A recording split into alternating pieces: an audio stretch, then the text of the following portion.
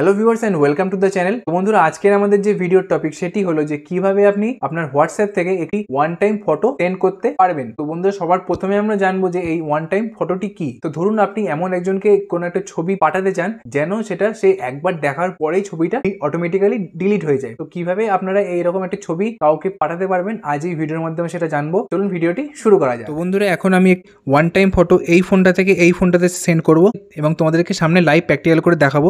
সবার প্রথমে আমি আমার এখান থেকে এই ফোন থেকে হোয়াটসঅ্যাপটিকে ওপেন করে ফেলি। তো ওপেন করার পর আপনি যাকে একটি ওয়ান টাইম ফটো সেন্ড করতে চান তার অ্যাকাউন্টটা সবার প্রথমে ওপেন করে ফেলুন। ওপেন করার পর এখানে যে একটি অপশন রয়েছে এই অপশনটির উপর আমরা ক্লিক করব। এরপর যে আমাদের এখানে গ্যালারিটা আছে সেটা আমরা এখানে ওপেন করে নেব। ওপেন করার পর আপনি যে ছবিটা আপনি পাঠাতে চান সেটাকে সবার প্রথমে সিলেক্ট করতে হবে। তো চলো এখানে আমি যে কোনো একটা ছবি সিলেক্ট করে নিই। সাপোজ আমি এই ছবিটা সেন্ড করতে চাই। তো এটাকে সিলেক্ট করার পর দেখো সাইডে ওয়ান বলে লেখা হয়েছে, এই যে এখানে এটার উপর তোমাদের ক্লিক করতে হবে। তো এরপর কিন্তু আমরা এখানে যে ওকে বলে অপশনটি রয়েছে এটার উপর ক্লিক করব। তো এরপর আমাদেরকে যে সেন্ডের অপশানটা রয়েছে এটার উপর আমরা ক্লিক করব।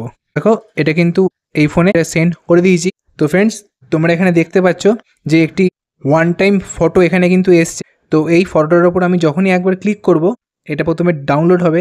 ডাউনলোড হওয়ার পর যখন আমরা ক্লিক করব দেখো এই ফটোটা কিন্তু এখানে ওপেন হলো, কিন্তু যখনই আমি ব্যাক করব এরপর কিন্তু আর ছবিটা ওপেন হবে না।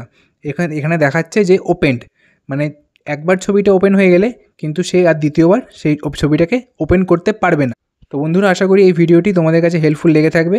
তো যদি ভিডিওটি হেল্পফুল লেগে থাকে তো চ্যানেলটিকে অবশ্যই সাবস্ক্রাইব করবে আর ভিডিওটিকে লাইক করবে। তো চলো দেখা হচ্ছে পরবর্তী একটি ভিডিওতে।